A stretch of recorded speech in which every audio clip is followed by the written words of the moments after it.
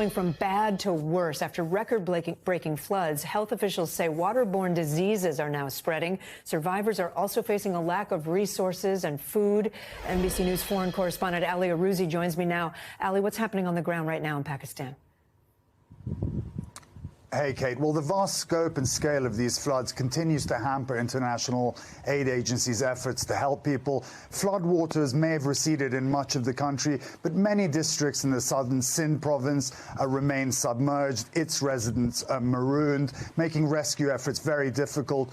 Over 100 bridges and almost 2,000 miles of roads have been damaged or destroyed. About 800,000 farm animals have been killed, and 2 million acres of crops and orchards have been flooded, homes and livelihoods wiped away, Kate. Let's take a closer look at what's been happening on the ground in Pakistan.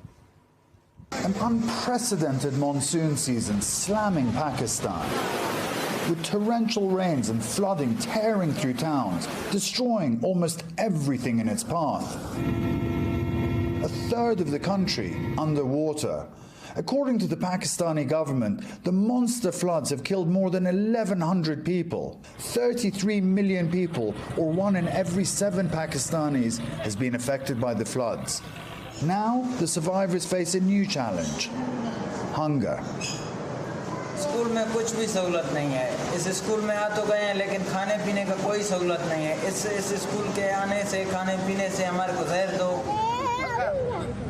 Our team on the ground visiting this relief camp in Peshawar, Pakistan, where families lack basic necessities. Children are getting sick, and this man says they've only been fed rice since arriving at the camp.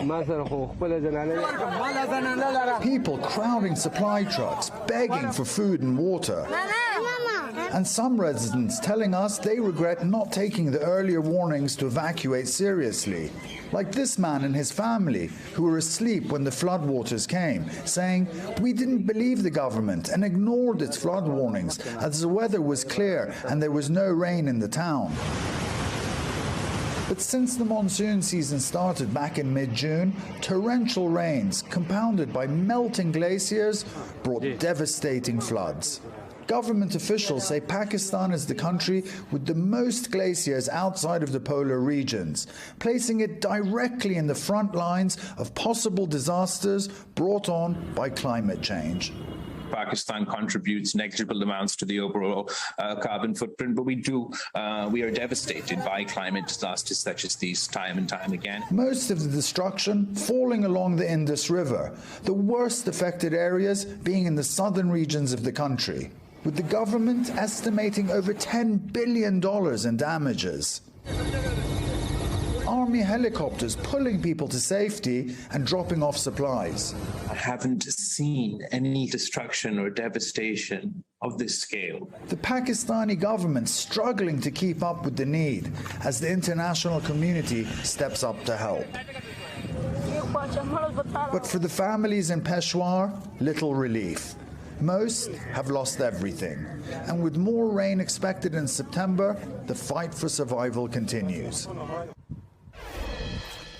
And Kate, nearly 500,000 displaced people are living in relief camps. Doctors say initially they were mostly seeing patients traumatized by flooding, but are now treating thousands of people suffering from diarrhea, skin infections, and other waterborne ailments. Many pregnant women living in flood-affected areas are also exposed to acute risks. And according to the UN Children's Agency, more than 3 million children are in need of humanitarian assistance and stand at a heightened risk of disease, drowning, and malnutrition. Kate? Just an awful situation. Ali, thank you for bringing us that.